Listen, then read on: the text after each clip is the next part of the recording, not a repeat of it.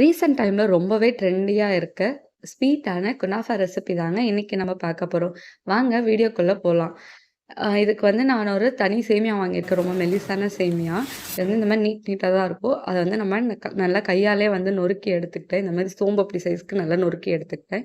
இது கூடவே 2 ஸ்பூன் உருக்குன வெண்ணெய ஊத்தி நல்லா வந்து மிக்ஸ் பண்ணி எடுத்துக்கிட்டேன். இது எந்த அளவுக்கு நம்ம மிக்ஸ் பண்றோம் அப்டின்னா, எல்லா சைட்லயும் அந்த வெண்ணெய் வந்து போயிருக்கணும். தென் ஒண்ணோட ஒண்ணு இந்த மாரி வந்து ஒட்டிட்டு இருக்கணும். இந்த ஸ்டேஜ்ல இது வந்து ரெடியா இருக்கு. இப்ப வந்து நான் இத வேக வைக்கிறதுக்காக ஒரு பேன்ல ஃபுல்லும் வந்து பட்டர் அப்ளை பண்ணி எடுத்துருக்கேன். கீழ சைட்ல ஃபுல்லும். இது மேல நான் பாதி சேமியா வந்து போடப் போறேன். அதாவது ஃபர்ஸ்ட் லேயர் வந்து ஃபில் பண்ண போறேன். ஸோ இந்த மாரி எல்லா இடத்துலயும் நல்லா ஸ்ப்ரெட் பண்ணி விட்டுட்டு, கையால ஒரு வாட்டி நல்லா அழுத்தி விட்டுட்டு, நெக்ஸ்ட்டு பவுல் இல்ல ஒரு டம்ளர வச்சு நல்லா பிரஸ் பண்ணி விடுறேன். நம்ம நல்லா அழுத்தி இத விட்டோம் அப்டின்னா தான், நம்ம திருப்பி வேக வைக்கும்போது நம்மளுக்கு உடையாம ஸ்டிஃப்பா வரும். அதுக்காக தான். இப்ப இது மேல வந்து நம்ம ஒரு சீஸ் லேயர் வந்து போடணும். அதாவது கிரீமி லேயர். அதையும் நம்ம வீட்லயே பண்ணிக்கலாம்.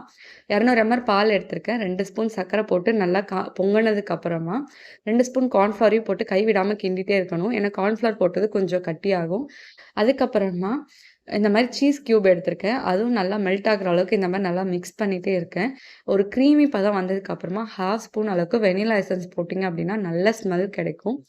ஸோ அதையும் போட்டுட்டு இத இறக்கி வச்சிடலாம். ஆல்ரெடி ஒரு லேயர் வந்து சேமியா போட்டாச்சு. இந்த லேயர் மேல இந்த கிரீமி சீஸையும் வந்து நான் ஊத்தப் போறேன். இது வந்து ஈவனா எல்லா ஸ்ப்ரைடுமே வந்து ஸ்ப்ரெட் ஆகணும். ஒரு இடத்துல மோடா இருந்துச்சு அப்டின்னா, நமக்கு டேஸ்ட் வராது. ஸோ அதால இந்த மாரி ஒரு ஸ்பூன் எடுத்துட்டு, எல்லா சைடும் ஈவனா ஸ்ப்ரெட் பண்ற மாரி நான் வந்து பண்ணி விட்டுட்டேன். இப்போ இதுக்கு மேல 2ண்ட் லேயர் ஆஃப் சேமியா வந்து போடணும். அதாவது மீதி இருக்க சேமியா. அதையும் இந்த மாரி போட்டுட்டு, நல்லா கையால ஒரு வாட்டி அழுத்தி விட்டுட்டு, அகைன் ஒரு பவுல் வச்சு நல்லா அழுத்தி விடுறேன்.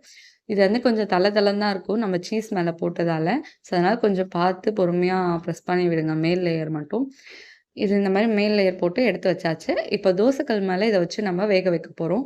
அதுக்காக மீடியம் ஃப்ளேம்ல தோசைக்கல்ல வச்சுட்டு ஒரு 10 டூ 15 மினிட்ஸ்க்கு வந்து இத நம்ம வேக வைக்க போறோம். தோசைக்கல் மேல இந்த பேன வச்சுட்டு இத ஒரு மூடி போட்டு மூடிடலாம்.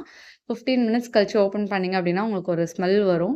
அந்த ஸ்டேஜ்ல வந்து அத எடுத்துட்டு, அதே தோசைக்கல்லே பட்டர் அப்ளை பண்ணிக்கிறேன். நான் ஃபுல்லா பட்டர் அப்ளை பண்ணிட்டு, இந்த பாத்திரத்த வந்து அப்படியே அதில கவுத்துட்டேன்.